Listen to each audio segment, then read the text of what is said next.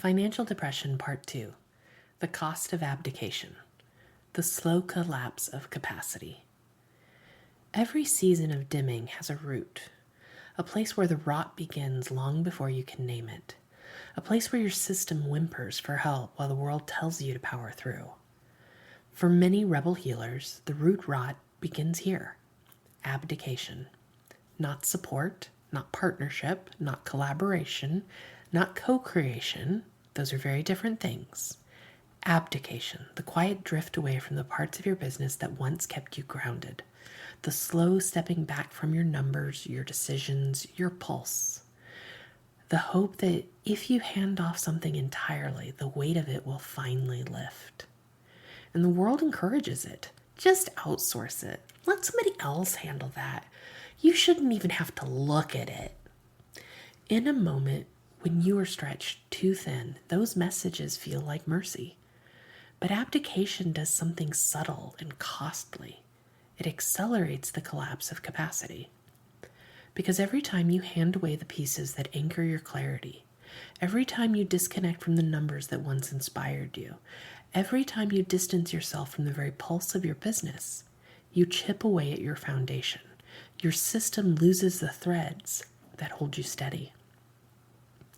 And for so many business owners, this is where financial depression truly roots itself, in the widening gap between what your business needs and how disconnected you've become from your own creation. Slowly, invisibly, the collapse begins. And capacity doesn't collapse like a cliff, suddenly and destructively. It erodes like a shoreline in winter, grain by grain, wave by wave. You feel it at first in the smallest ways. A task you usually breeze through now takes the wind out of you. A decision that once felt clean now loops in your mind. A client request you would normally navigate with ease now tightens your chest. Your goals always feel just out of reach. Imposter syndrome sets in as you question your brilliance and your creativity. And then one day, without a single dramatic moment, you realize your energy is pulled back. Your bandwidth is thinned, and your business feels heavier than your capacity to hold it. When your capacity collapses, it reshapes the room around you. Your decisions feel like they're echoing down a long hallway. Your numbers blur at the edges. Your instincts dim like the lights flickering during a power surge. You lean towards anyone, anything that feels solid, trying to borrow footing while your own slips. And in that fog, abdication becomes a sedative, comforting in the beginning, and then confusing as you drift farther from yourself. This is the lived experience of financial depression, the moment when the dimming meets the drift, and your system asks for a gentler way back to yourself. Before the clarity rises, before the pulse returns, before the light strengthens, self-compassion comes first. Self-compassion for the season where everything felt too heavy. Self-compassion for the moments when you disconnected to survive. Self-compassion for how much you've carried without asking for support. Self-compassion for believing abdication was the only possible relief. Self-compassion softens the static around your creativity. It steadies the ground under your feet. It invites your capacity to rise again, gently, sustainably, in your rhythm. Your higher self is whispering this truth, and your subconscious is starting to accept. Your business doesn't need you to hold everything. It simply needs you to remain in relationship with it. Presence stabilizes capacity. Connection strengthens clarity. Ownership restores rhythm. And once you name the cost of abdication, without shame, without self-punishment, something shifts immediately. A thread reconnects. A little light returns. Your system begins to trust you again. Because at the heart of capacity is this.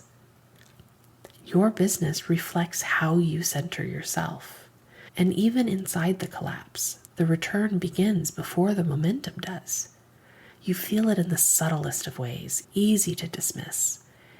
A breath that lands deeper, a single number that suddenly feels approachable, a moment of honesty with yourself that releases tension, a flicker of willingness where once there was only overwhelm.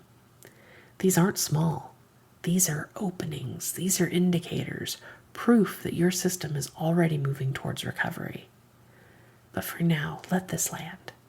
The moment you choose self-compassion over collapse, your capacity begins to rise. And as your capacity rises, your entire prosperity ecosystem reboots. Time softens, energy steadies, and your business begins rearranging itself around the version of you who is returning. Reflection prompt. Where have you quietly stepped away from a piece of your business, your decisions, your numbers, your instincts? And what would it feel like to reclaim just one small thread of connection with compassion and gentleness? Daily affirmation. I return to myself with tenderness. I offer compassion to every version of me. I reclaim the pieces that anchor my clarity. I welcome the rise of my capacity one breath at a time. I lead in partnership with my business, grounded and whole. Postscript. Profit is protest, and reclaiming the pieces you once handed away is an act of profound financial liberation. As part of our blackout commitment, we refuse to contribute to the Black Friday frenzy. We are giving a gift instead to all of our subscribers on Substack. Friday the 28th, I will be sending out an email that includes the Prosperity Ledger Collection as an antidote to urgency and chaos. Enjoy!